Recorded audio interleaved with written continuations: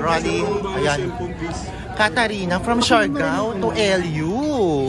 Diba? Kumusta? This is your first acting movie, diba? Kumusta ang feeling? So, I've been waiting talaga for this movie to come out for almost 5 years na po. So, sobrang excited ako na now is the time. And as we kept saying, everything happens for a reason. And ito talaga yung perfect timing kasi lahat kami parang umakyat kami sa buhay over the last 5 years. And I think this is the perfect time because ang daming supporters namin lahat collectively. So, hopefully this would be a hit summer movie. Oo.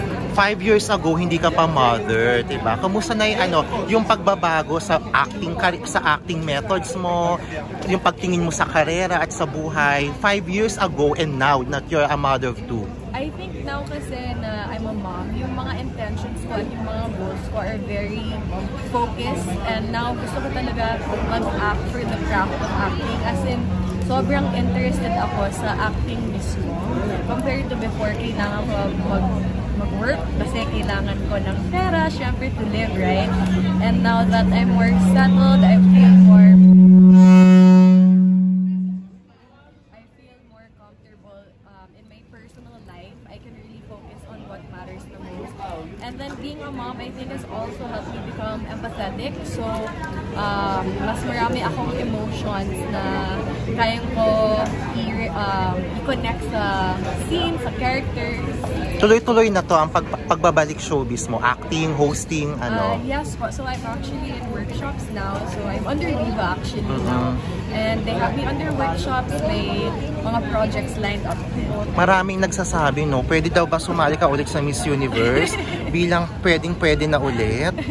May plano ba? So dahil wala nang restrictions sa Miss Universe, parang nainis din ako kasi yung time na gusto ko mag-pageants, may restrictions pa, tapos there's an age limit. Pero ngayon na wala akong masyadong interest sa pageantry, ngayon lang na wala nang limitations, but I think the acting career is more my calling now. Okay. So nag-goodbye ka na sa pageantry, right? Wala na. Nag-goodbye ka na? Yung big goodbye po. Nag-goodbye ako for now. For now. Like me, island life. So actually, my husband now, si Nino Barber, he's from Surigao, and Siargao Island is part of Surigao. At mahilig talaga ako sa dagat at sa surfing and just having the relaxed life. I think there's a lot of artists who also like that relaxed lifestyle. And it's very calming and peaceful. Pero ngayon, mas nasa Manila ako for work. So, ano ka? Back and forth? Back and forth. Pero na-lesson po yan dahil sa work. Surigao ba mismo ikaw, Kat, no? Nandun yung resort nyo ni, ano, no? Siargao mismo. Resort is Bayud. Yun, correct, yung Bayud. Okay. Thanks.